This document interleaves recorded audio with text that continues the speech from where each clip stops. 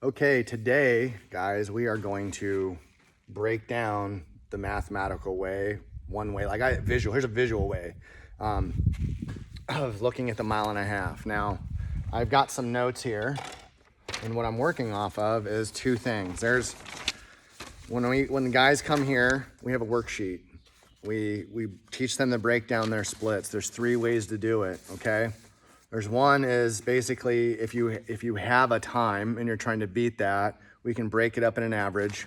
The second way is basic, and so it's a goal pacing, right? Here's my goal essentially, that I'm at a number, but how do I do it better? And I'll show you here. It's kind of how it's break down here. The one is like you've never set your pace. You run as you go run, give it hell, and that's what I have charted here. But keep your splits, and your splits will break down the story, and I'm gonna explain that.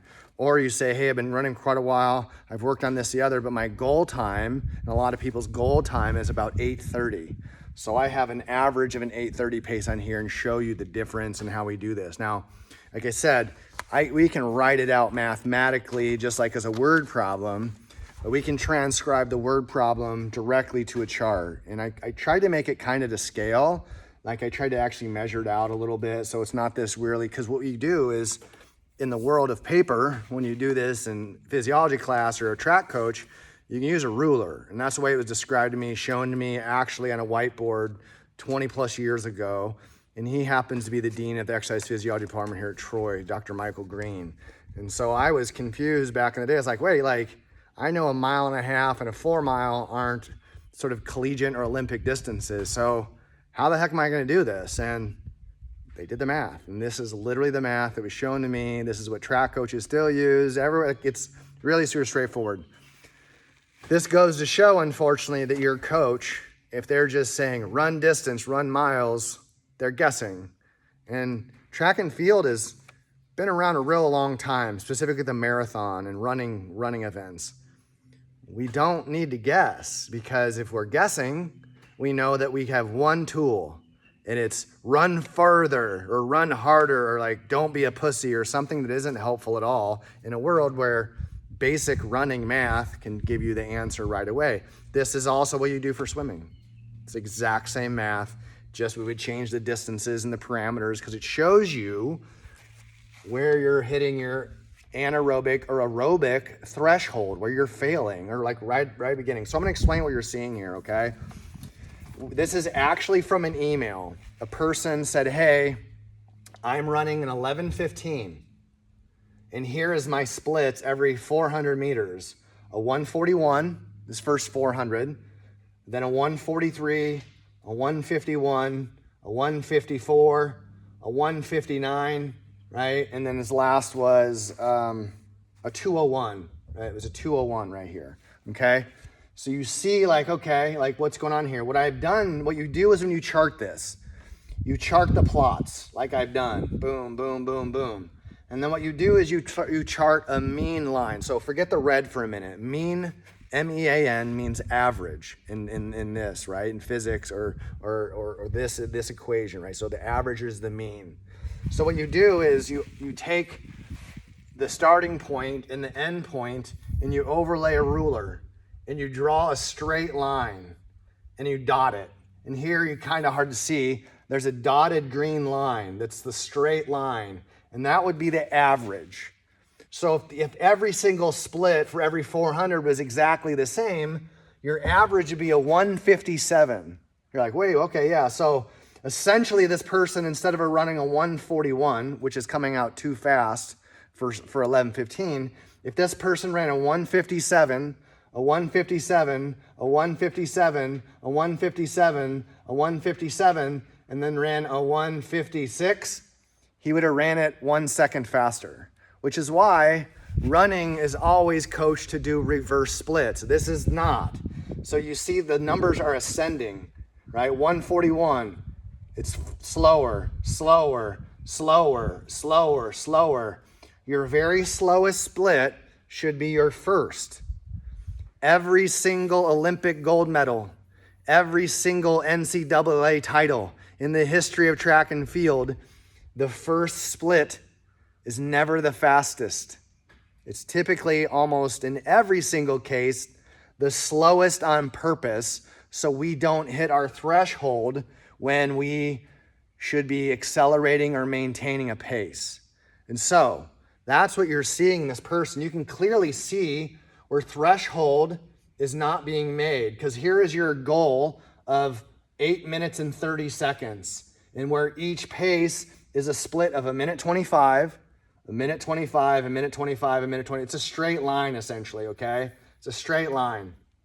And so these are even splits. This is the hypothetical. This is like, all right, this is my time at 11:15, but I'm shooting for an 8:30. We could have plotted a 9, but an 8:30 is a pretty good pace, right, for a mile and a half. It's actually pretty quick. It's something that's very achievable. That's what I ran, or a little bit better at my body weight. So this is a really reasonable goal. And so what it does, it shows you how far off your pacing is for your goal of an 8:30. And so I go, well, yeah, Jeff, we could just run further. No, because if we just kept charting this, the part in which you're failing is still not being maximally trained. And so essentially when we chart this out, we would say, okay, where is the first major drop-off? Where's the first major drop-off? Was it as this mean against this green average or mean line? We start looking at it and go, shit, right here. Right, we start seeing this curve right here. Right here is this where that really, we go 154. So we're looking like a 2-second increase. This is a big one too. Right, we're looking at like, well, there's kind of 2 stages. So we only lose 2 seconds in the first 800 meters. But then we go from this, we're looking at another 8 seconds. This is an 8-second loss. Right? And then from here, it's 3 seconds. And then we go from this, there's a 5 seconds.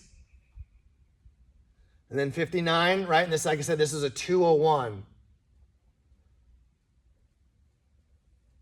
Right? So the chart's a bit off, but I'll show you here in a second. So if 159 to 2:01, we're only talking about 2 seconds. Right here, going back here, this is a 2 seconds. This person started getting diminishing return right here. They're from transitioning from 800 to 1,200 meters. So what do we do? When you do this in real life, we basically like, okay, this is where threshold is lost, right in this area. It's clear. 2 seconds, 8, 3, 5. This is a secondary loss of threshold. So it's compounding threshold issues. This could be posture, but it's very likely it's anaerobic and aerobic threshold. You can't breathe. Your muscles can't metabolize it, exert, blah, blah, blah, blah, all that stuff. Can't get oxygen to the muscles, you can't go.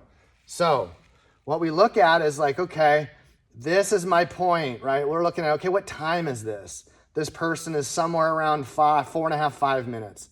At the 4.5, 5 minute mark, we basically go, bam.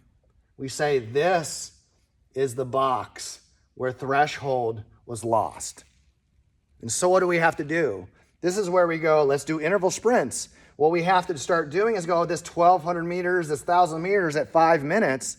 We have 2 things to work off of. I really need to improve my running force production in this time window, or in this distance, right? I also need to improve my threshold. And so we do interval sprints, we do tempo stuff, we do short duration, high velocity work in this area of lost threshold. And when we improve upon this area of lost threshold, what happens? This average green line starts shifting down towards the goal. And what ends up here? Everything shifts down. Everything shifts down towards that goal of an 8:30 pace. And that is why adding miles on the back end and time on the back end, it does not affect the area in which threshold was lost. You can't do that. It's like, hey, I want to squat 500 pounds, but I only can squat 200. I'm not going to do any of the work in between of the lighter weights to get better at those lighter weights at 300 and 400. And then, nope, I'm going to go straight to 450. That is where you know when your coaches are saying, well, just run harder, don't be a pussy. That's how you know, without a doubt, they're guessing. They're completely just like, well, I don't know. Like, running is such a confusing thing. I don't get it. You're right. They don't get it because they have no idea what they're doing. Okay.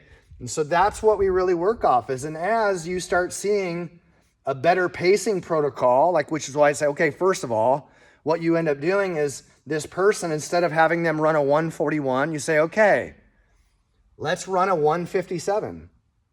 And then a 157. Okay, it's good. We've like, well, yeah, Jeff, but if this person ran a 157 every time but the last split, ran 1 second faster, he's back and faster. But we're like, okay, we can chomp off a little bit more than that. We can say, okay, I want you to at least hold pace. You got to hold a pace of 157 into that area of threshold in which we failed. And instead of taking these huge failures of adding 8 seconds, what we're going to do, go, well, what if we go 157, 157, 155, 155, 154, 154. We just took off 6 to 8 seconds. And then we just keep ratcheting it down a little by little by little by little, seconds at a time, to where what?